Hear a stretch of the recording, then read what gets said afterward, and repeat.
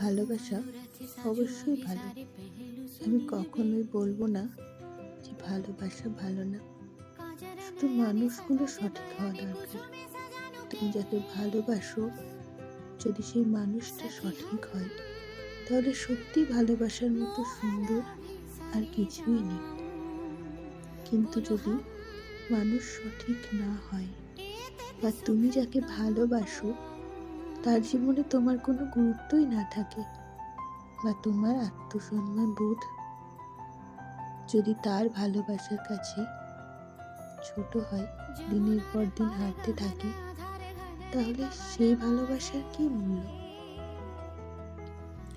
ভালোবাসতে হলে কম্প্রোমাইজ করতে হয়, সেটাতে একমত আমি। কিন্তু এই কম্প্রোমাইজটা শুধু একদিক থেকেই কেন হবে?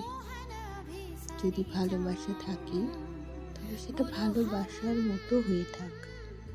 লোক দেখানো সম্পর্কে কি দরকার?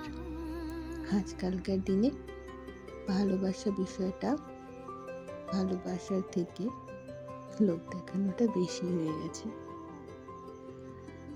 মানুষ ভালোবাসে কম, ভালোবাসে বলে বেশি, আদেও ভালোবাসে না।